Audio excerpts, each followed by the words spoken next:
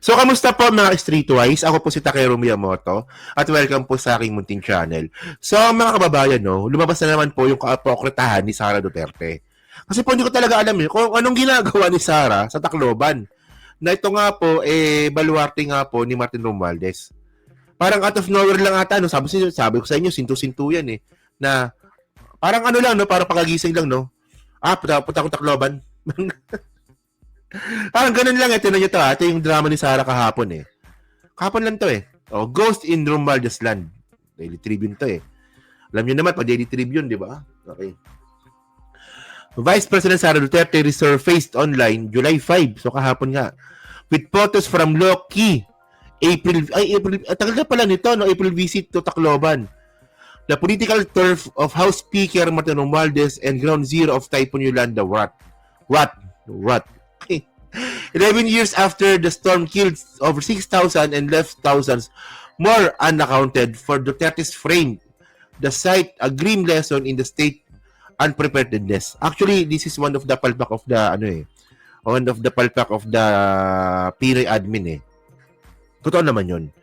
Di naman talaga pwedeng itanggi ito ng Di naman pwedeng itanggi ito ng mga lilawan na yung unprepared no na paghahanda po sa Yolanda is one of the kapalpakan ng Pinoy admin. At nagamit nga po 'yan nung election ng 2016. Hindi, 'di ba? Nakita niyo 'di ba? Ganun po kagagaling po ang propaganda ni Digong. 'Di ba? Nagamit po talaga yung Yolanda nung 2016 election. 'Di ba? So ngayon alam niyo anong nakakatawa dito. Nagpa-picture si Sara dito no? Sa mga puntod ng mga namatay ng Yolanda. Ayos talaga, no? Ayun, lang yata talaga, no? Di kita malilimutan.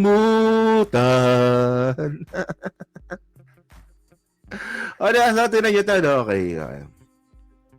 So, ngayon, alam nyo anong nakakatawa dito, mga kababayan. Napaka-ipokrito po ni Sara dito. Kasi, una sa lahat, hindi naman po kasi trabaho ni Sara ang magpa-picture sa mga namatay. Trabaho lang isang vice presidente ang magpa-picture sa mga namatayan or sa mga namatay dekada-dekada nang nakalipas. Parang sinabi niya dito. Sabi ni Sara dito, no? After criticism, Palace reminds VP Sara dad's own anti-drug photo op. Yan, no? Alam niyo, ganyan po katanga si Sara. Sa totoo lang. No? Alam naman po natin tanga si Sara. Pero, sarap po talaga sabihin na tanga po talaga siya. Di ba? So, tinan niyo to, no? So, sabi nga po ni Sara, no, na hindi naman daw po talaga trabaho ng presidente ng Pilipinas na si PBBM nga ang magpa-picture daw po sa mga nasunog na droga. Well, nakalimutan natin ni Sara, no, na yung tatay niya po, ginawa din po yun. Na nagpa-picture din po siya nung sinunog po yung droga nung panahon niya. At ngayon, mga kababayan, no, trabaho ba ng vice presidente na magpa-picture sa mga namatay nung Yolanda? Hindi din. At doon niya pa mismo ginawa yan sa mismong baluarte nga po ni Martin Romualdez. Di ba?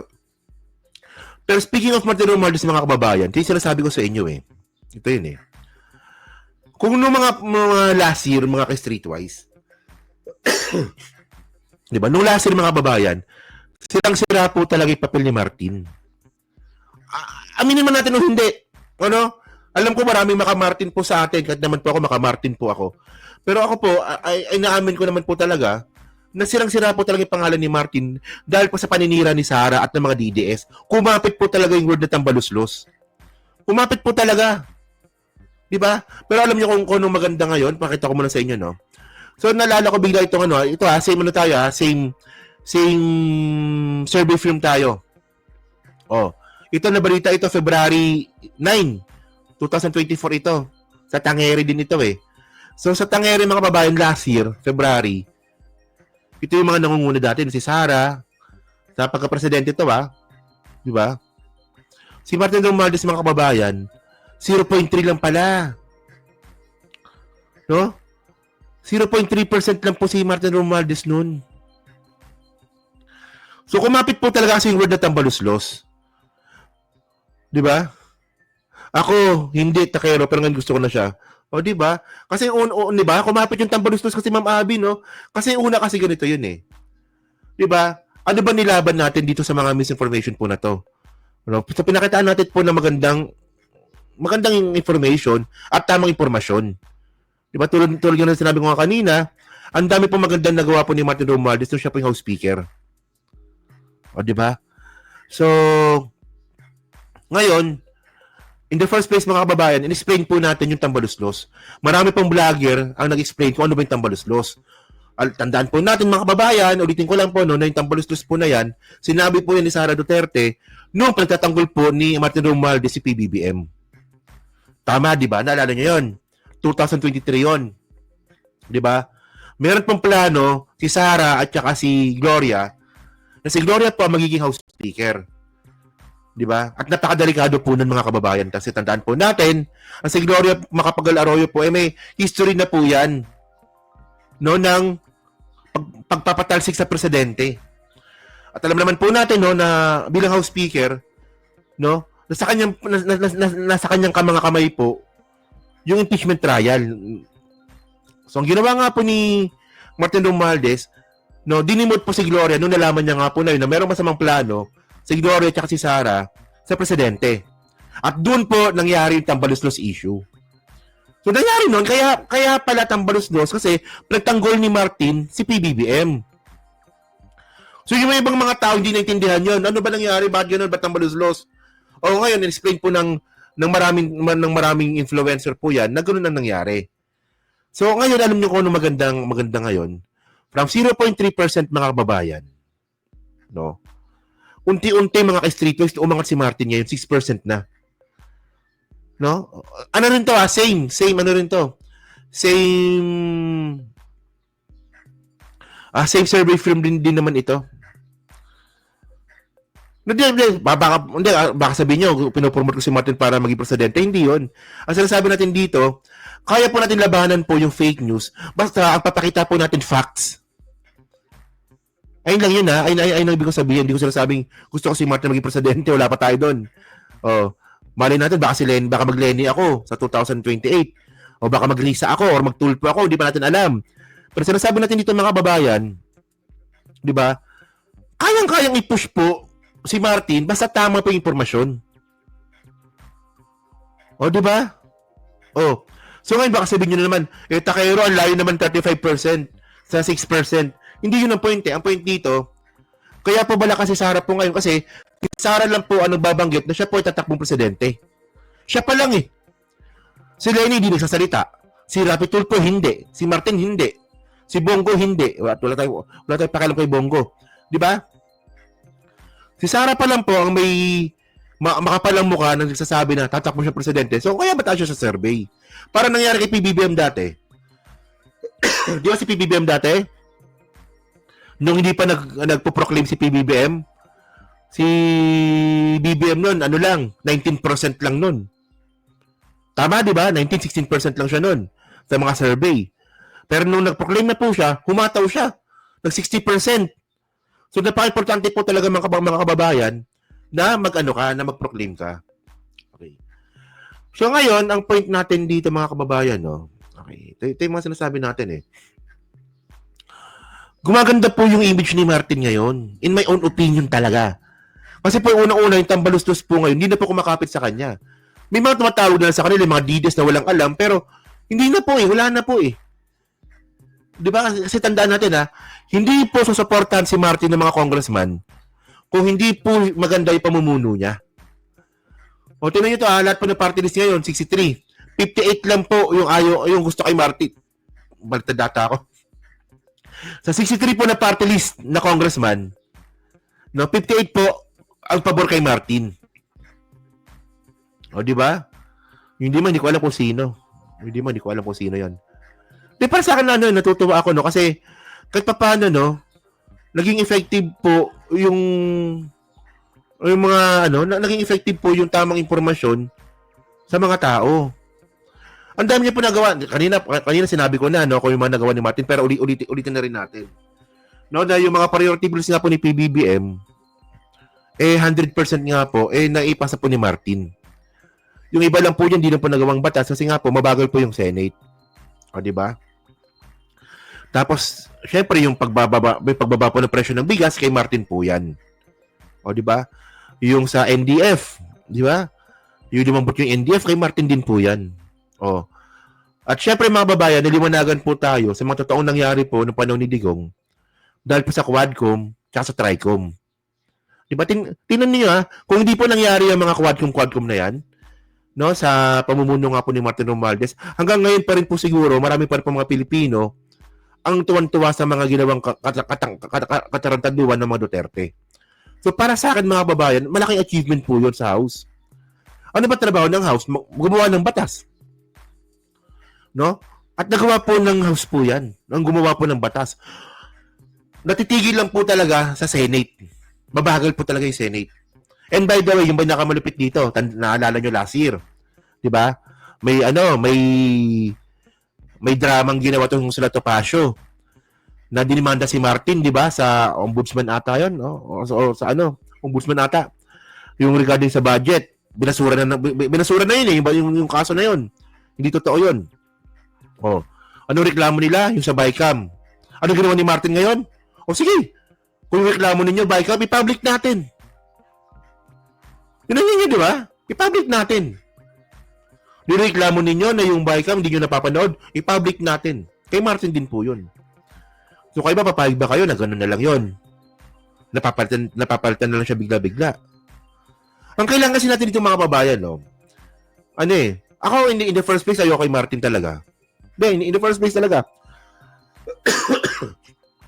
Medyo naano ko ng mga DDS nun eh. Medyo na-impluensyan ako eh. Pero never ako bumanat. Kumbaga, kung ano yung ayoko kay Martin, ayoko sa kanya, pero wala pa akong sapat na ebidensya para tirahin siya.